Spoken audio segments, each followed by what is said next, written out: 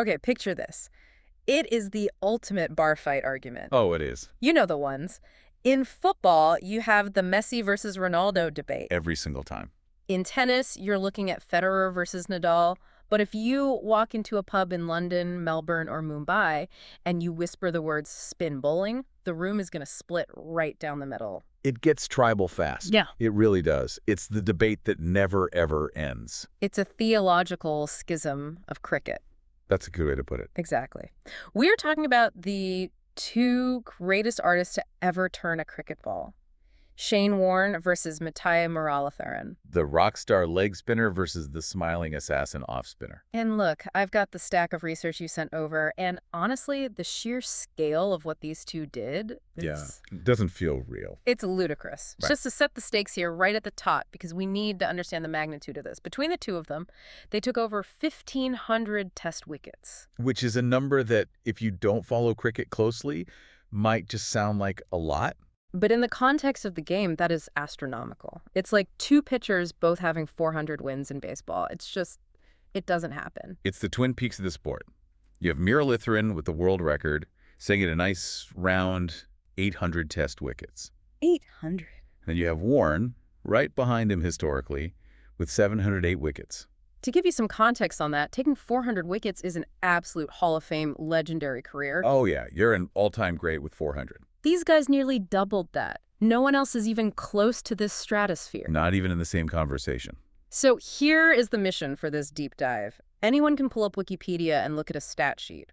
We aren't here to just count the wickets. No, that's the shallow end of the pool. Exactly. I want to understand the how and the why. We need to look at the psychology, the biomechanics, which I know you have some fascinating notes on, and of course the legacy. And the legacy part is heavy. It is. It's Wednesday, February 18th, 2026. Murali is still with us, mentoring, smiling, being that wonderful ambassador for the game. He always is. But the cricket world is still very much processing the loss of Shane Warne. It's hard to believe it's been 4 years. Passing away in 2022, it still feels surreal. You half expect to see him in the commentary box, you know. You really do. He had such a larger-than-life presence. So today is about celebrating two diametrically different geniuses. One who proved that wrist spin, this dying art, could dominate the world, and one who proved that uniqueness and, frankly, pure resilience could break every single record in the book. Two completely different paths to the exact same summit. So let's get into the weeds. We have to start with the elephant in the room, the numbers. Because if I'm just looking at the raw data you sent, Murali wins, right? 800 is a bigger number than 708. Case closed. On the surface, absolutely. If cricket was just a spreadsheet, Murali is your guy. He leads in volume. He took those 800 wickets in 133 test matches. Okay. And Warne? Warne took his 708 in 145 tests. So wait, Murali didn't just take more wickets, he took them in 12 fewer matches. Exactly. He took them faster. He took more wickets in fewer games. The rate of his wicket-taking was just off the charts. And his average is better, too. I'm looking at the sheet here. Murali's at 22.72, Warne is at 25.41. Yep.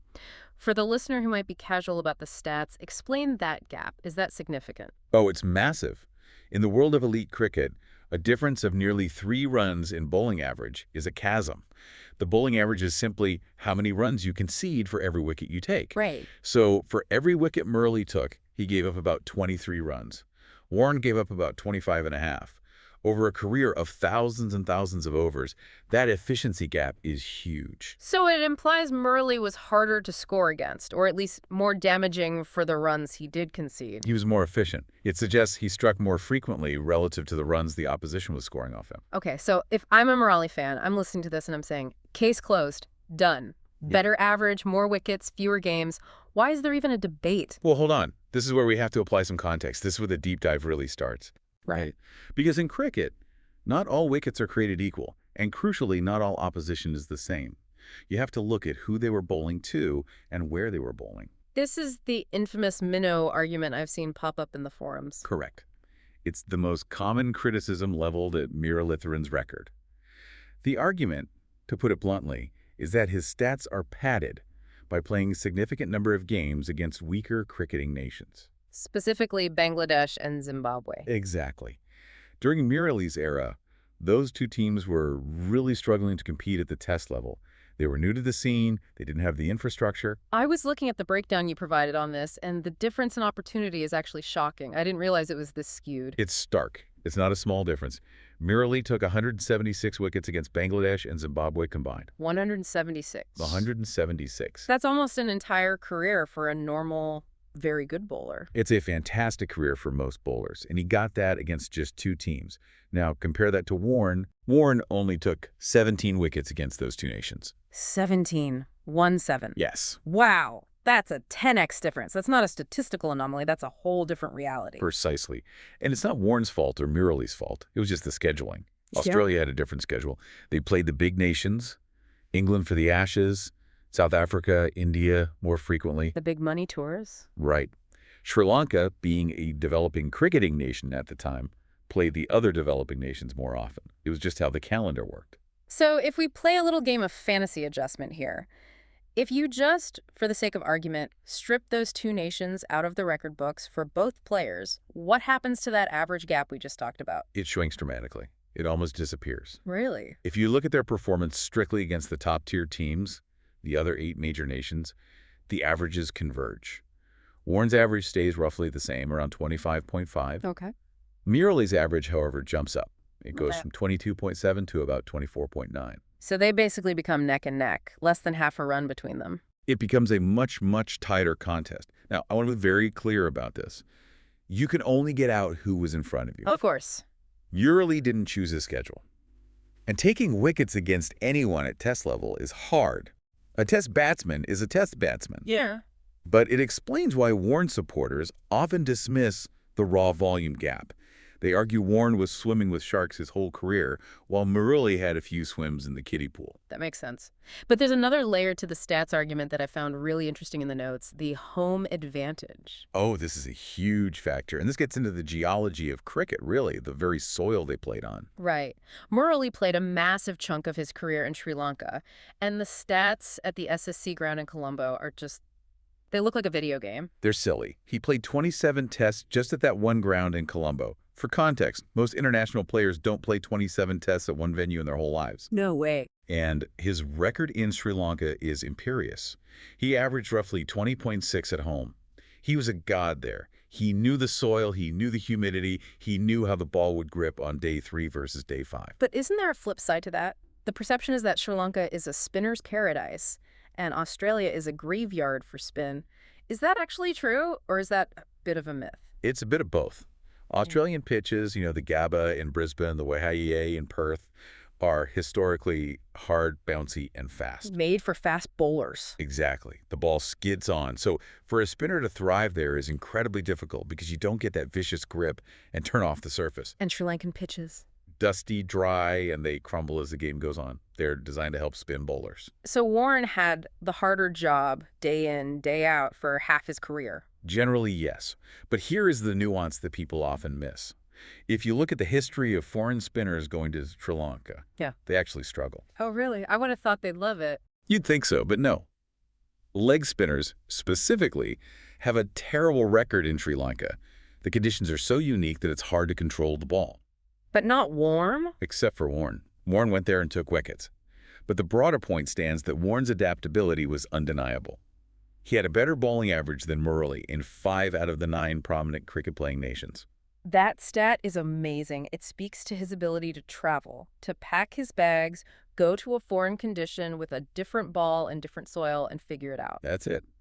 Warne had to bowl on the flatter, unhelpful pitches of Australia for half his career, yet he still succeeded at an elite level. But he had his kryptonite. India. India. It was the one place he just could not crack. Warne struggled mightily there. His average in India was 43.1. 43. That is almost double his career average. It's shocking. He just couldn't crack the code against batsmen who grew up playing elite spin bowling in their sleep. They used their feet. They used their wrists. They neutralized him. Whereas Murali struggled in Australia, right? He did. Murali averaged 116.0 in Australia. 116. That can't be right. Is that a typo? Not a typo. Yeah. 116. But, this is a very big but, the sample size was small. He only played a handful of tests there. Okay. And you have to remember, when Murali played in Australia, it wasn't just about the pitch. It was hostile. The crowds were on his back, the media was scrutinizing his every move, And the umpires. and the umpires, which we'll get to.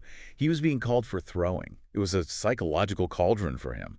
But purely statistically, Warne was the better traveler in terms of consistency across different conditions. There's an interesting point raised by one of the analysts in our sources, a guy named Charles Davis, about weighted averages. Can you break that down in plain English for us? Sure, it's basically a way of grading on a curve based on difficulty. It's a really smart model. So it's not just about the raw number, but how hard it was to get that number. Precisely. It adjusts for the era you played in, the quality of batsmen around, the grounds you played at, and the strength of the opposition. When you apply that filter, Murali's overall record is actually adjusted to be even better. Wait, I thought you'd say the opposite. No, because even though he played on helpful home pitches, his dominance there was so far beyond any other bowler in history that the model rewards him for it.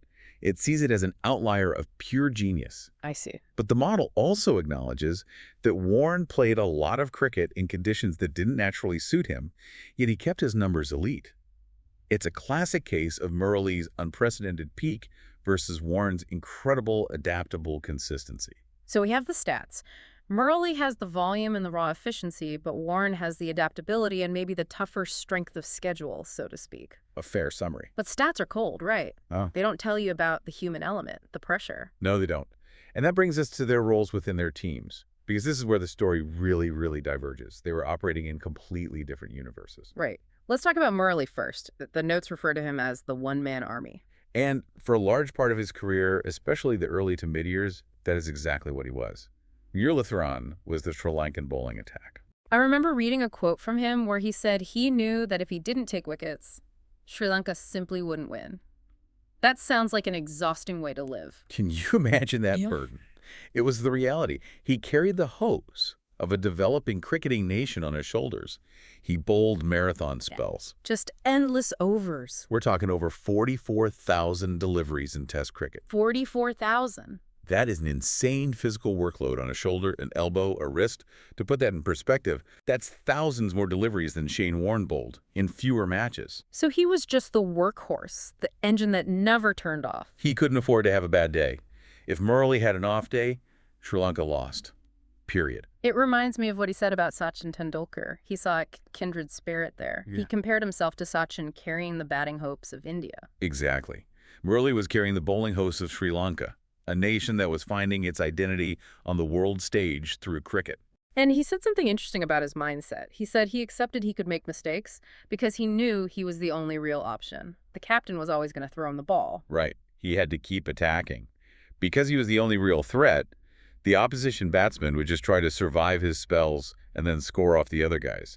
So Murali had to be incredibly aggressive to buy wickets. He didn't have the luxury of patience. And then you look at Warne. He wasn't exactly a lone wolf. Far from it. It's the polar opposite. Shane Warne played in what is arguably the greatest Test team ever assembled. The Australia of the late 90s and early 2000s. The Invincibles. Under Steve Waugh, then Ricky Ponting, you had Matthew Hayden, Justin Langer, Adam Gilchrist. A lineup of killers. And crucially, the bowlers at the other end. He had Glenn McGrath. He had Brett Lee. He had Jason Gillespie. That seems like a huge advantage. You have McGrath, who is basically a robot programmed to hit the top of off stump, choking the runs at one end. True. So the batsman gets frustrated, they can't score, and they think, okay, I have to go after Warne. And that's when he gets you. It is a double-edged sword for this statistical debate. On one hand, yes, having McGrath creates immense pressure. We call it bowling in partnerships. If a batsman can't score a single run off McGrath for 3 overs, they're desperate to hit a boundary off Warne. So they take risks. They take risks they wouldn't normally take. But on the other hand... But Warne had to share the spoils. Exactly. He had to compete for wickets. Glenn McGrath wasn't just keeping it tight. He was one of the greatest fast bowlers of all time. He was wiping out the top order. Yeah. Often, by the time Warne came on to bowl, the opposition might already be 50 for 3. Right, so there are literally fewer wickets available for him to take. Precisely. Murali didn't have that problem. If Sri Lanka was going to take 10 wickets, the odds were Murali was taking at least 5 or 6 of them. He had to eat the whole meal himself. So Warne was the cog in a lethal machine, while Murali was the machine itself. That's a great way to put it. And it completely changed how they bowled. Warne often bowled when his team was miles ahead in the game. Right. Australia has already scored 500. Exactly. They had 500 runs on the board. The opposition was under the pump. This allowed Warne to be incredibly aggressive, to set attacking fields. He could have 5 guys catching around the bat. He could afford to toss the ball up and get a hit for a 6 because he was baiting a trap. Whereas Murali. Murali often bowled defensively because his team had maybe scored 250 or he was trying to save a match on the final day. He had to contain and strike simultaneously. That is a very, very difficult skill.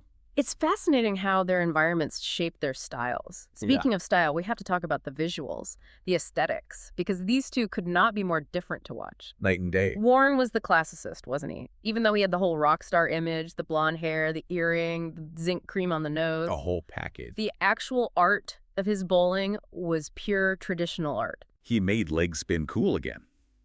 You have to remember, before Warne arrived in the early 90s, leg spin was considered a dying art. Why was that? It was seen as too expensive, too risky. It's a hard skill to master. Captains didn't want leg spinners because they bowled too many loose balls, too many full tosses or long hops that go for boundaries.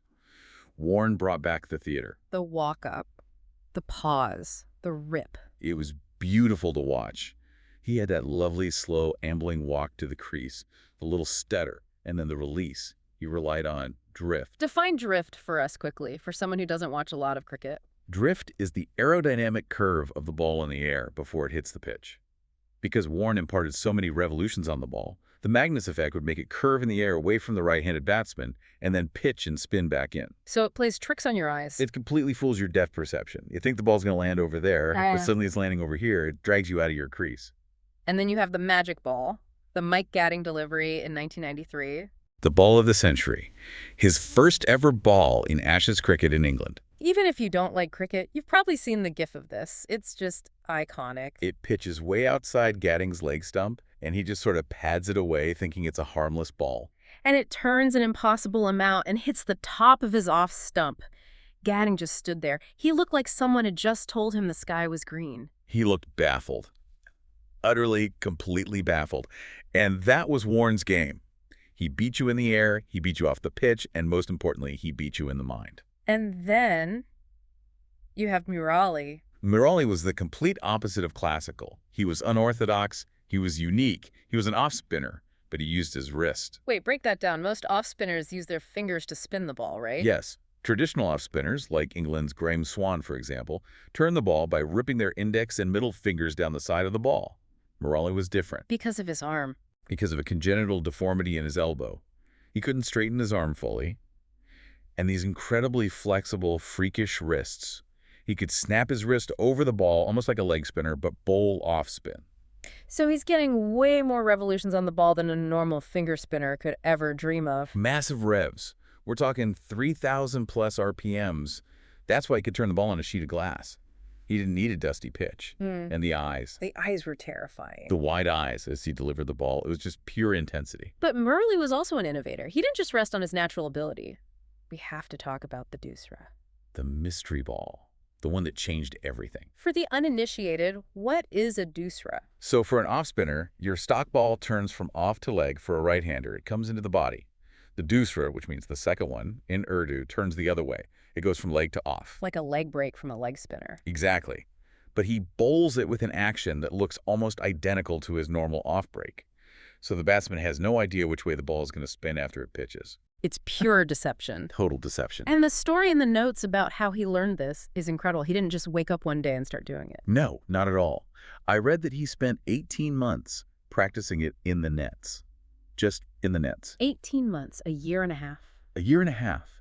And here is the incredible discipline. He did not bowl it in a match during that entire time. Not one single time. Why not? He was terrified that if he practiced it too much or used it before it was fully grooved, he would lose the potency of his stock ball, his off break. He had to perfect the mechanics of it so it wouldn't mess up his primary weapon. That shows a level of dedication and craftsmanship that I think people often overlook because they just see this natural, freakish talent. Totally. They think it was all magic, but it was hours and hours and hours of sweating in the nets, perfecting his craft. I want to pivot now to the psychology of facing them, because we have a really cool perspective in the source material from someone who faced them both at their absolute peak. Brian Lara. the Prince of Trinidad, one of the greatest batsmen of all time. And one of the few men who could genuinely dominate both of them on his day. If anyone knows the truth, it's Lara. So Lara gave this incredible breakdown of the difference. He said facing Murali was pure confusion for the first 45 minutes. Confusing was the exact word he used. He said when you first walk out there to the middle, you have no clue which way it's turning. Is it the off break? Is it the doosra? You are just surviving. You're playing with soft hands, just trying to react. And here's the kicker. Lara said if you can get through that first hour, if you can survive, Murali would start to lose confidence if the batter started to attack him. That's a fascinating insight into Murali's psyche, isn't it? It is. He was so used to running through teams, he was the predator.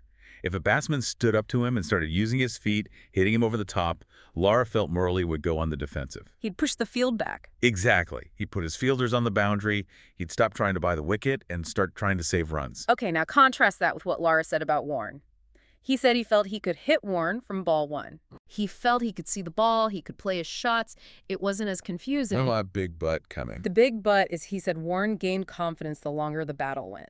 Even if Lara was scoring boundaries off him, Warne looked like he was thinking, good, I've got you exactly where I want you. He's setting a trap. Exactly. Lara rated Warne as mentally stronger.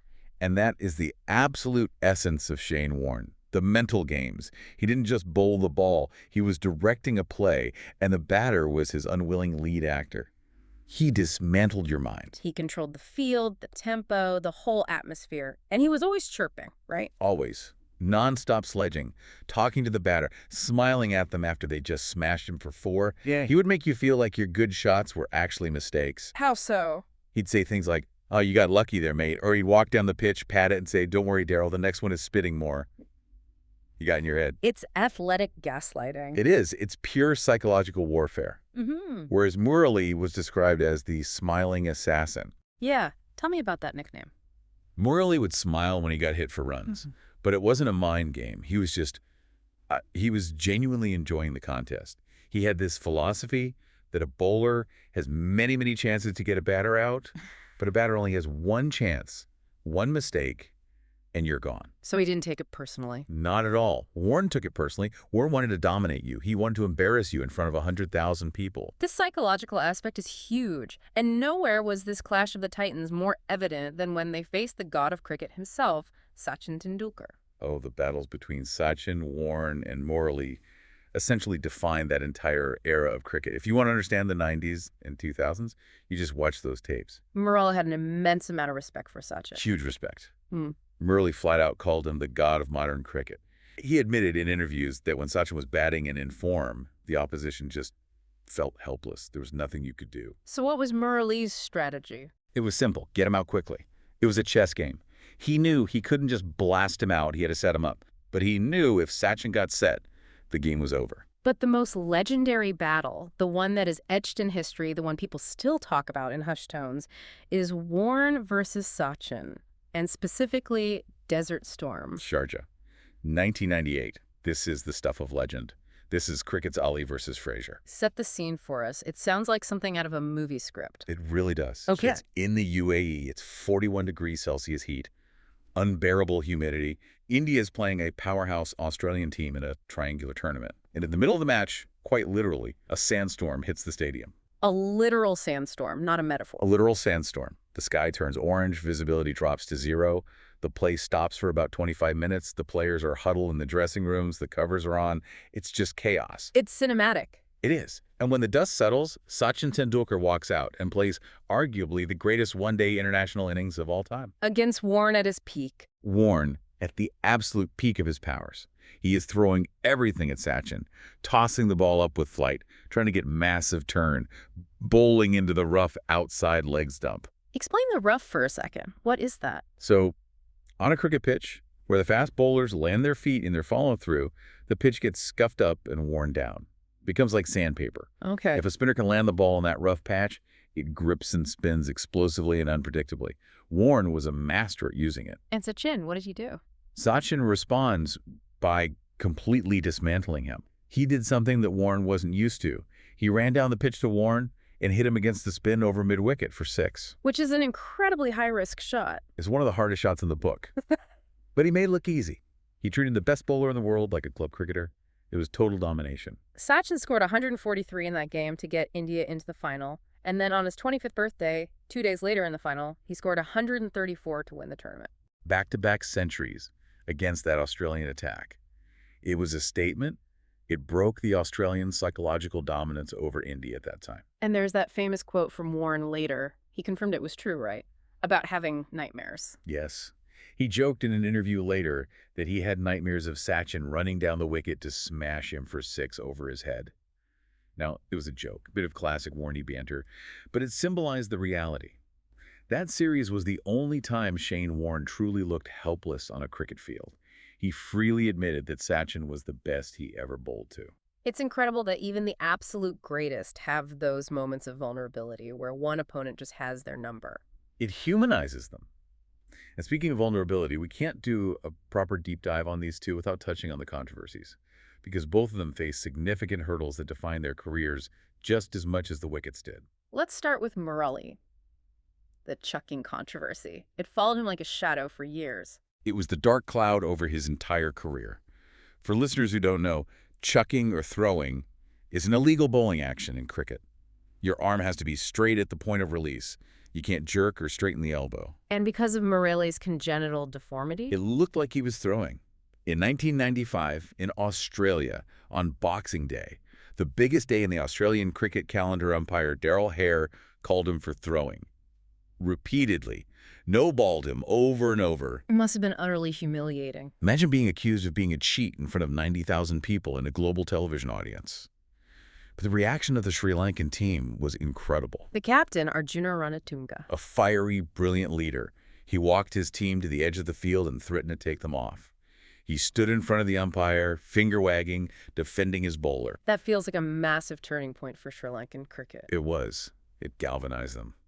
That moment of us against the world created a unity in the team that eventually led to them winning the World Cup just a few months later in '96. But Murali had to prove himself right. It wasn't just a case of, trust me. No, he had to go to labs. He went to the University of Western Australia. He went to labs in Hong Kong, biomechanical testing, sensors on his body, braces on his arm, high-speed cameras everywhere. Wow. He had to prove over and over again that his action was legal, that his unique physiology allowed him to do what he did. To keep smiling and taking wickets through that level of constant public scrutiny, it shows a mental resilience that is just hard to fathom. And then you have Warne. His controversies were a bit different, less biomechanical, more behavioral. Yeah, Warne was the rock star. Yeah. His controversies were almost always self-inflicted. The biggest one, of course, was the ban right before the 2003 World Cup. The diuretic incident. He tested positive for a diuretic. Now, it's a substance that can make you lose water weight, but it can also be used as a masking agent for steroids. And his explanation was memorable. His explanation was that his mom gave him a fluid tablet to help him lose weight because he wanted to look good for the cameras. My mom gave it to me. It sounds ridiculous, but that was pure Warne. He got a 1-year ban from all cricket. He missed a World Cup that Australia went on to win without him. And then there was the lifestyle in general. The affairs, the bookmakers, the paparazzi. Warne wasn't just on the back pages for his sport, he was on the front pages for his life. He admitted later on that he made horrible choices and embarrassed his family, but he also prided himself on being true to himself. He lived his life fast. The cigarettes, baked beans, pizzas, Ferraris. He was a character. It's that contrast again, isn't it? Murali, the quiet, humble family man who just wanted to bowl. Warne, the headline-grabbing celebrity who wanted to be the center of attention. And yet, despite all that noise, despite the fan wars, and the fans really did go to war online over these two, the men themselves had a profound respect for each other. I found that really touching in the research. They were genuinely friends. They really were. When Warne passed away, Murali was genuinely heartbroken. He publicly called it shocking and a big loss for the cricketing fraternity. He said he admired Warne from the very first moment he saw him bowl in 1992. They understood each other in a way that maybe no one else on the planet could. Well, think about it. They were the only two men in the history of the sport who knew what it felt like to have 700, 800 test wickets, to carry that expectation, to be the freaks of nature that everyone is watching. It's a very, very small club. So we have to ask the big question. We've looked at the stats, the style, the psychology, the controversies.